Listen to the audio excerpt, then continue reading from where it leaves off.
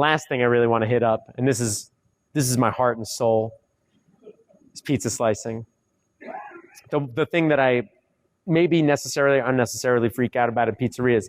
I just want to give you my personal guide of the way I think pizzas are best sliced. Okay, it's gonna sound insane, but I watch people eat pizza for a living, and I see what happens when things fall apart. If you got a 10 to 12 inch pizza, just give me 4, okay? Because if it's too small and you try to pick it up, everything falls apart, and then it's a mess for everybody. 12 to 14 inches, you can get into that 6 slice range. That's okay.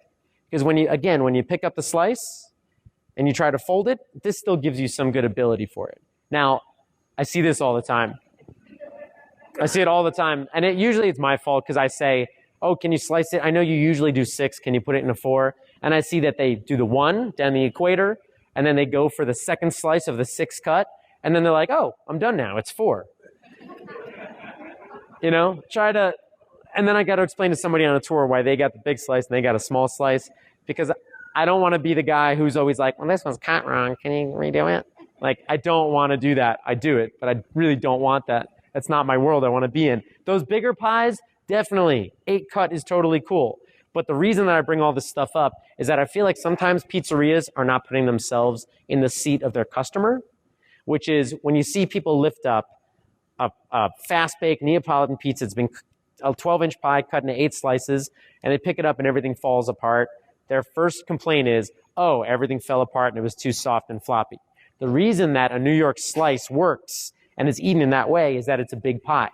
When you take the crusts and you lift them up to the point where the edge becomes stable, this is when you change the slice's moment of inertia. And it's an important physical concept that doesn't work when you have an 8-cut, 12-inch pie, because that moment of inertia does not change because you have such a soft center of the pie. It's just really like a major thing. And I kind of feel like this is maybe controversial, but I feel like when people eat a pizza in a pizzeria, especially in New York or mostly around the US, we expect to be eating it by the slice. So our mental vision of pizza is that we're picking it up and eating it by the slice. But in Naples, the pizza is served uncut. And the reason for that is that it's softer pizza. And when you navigate it with a fork and knife by yourself, you're able to put it into a size and shape that's going to work for you. So by serving somebody a sliced pizza that's made in a style that's not intentionally sliced historically, you're asking people to eat it out of context. And I think that's where people have this disconnect. It's sliced, so I expect it to work fine, but it doesn't. So I maybe suggest, if possible, if you serve a pizza unsliced and make the customer slice it themselves, then they hopefully won't be mad at you for slicing it in a way that's soft for them.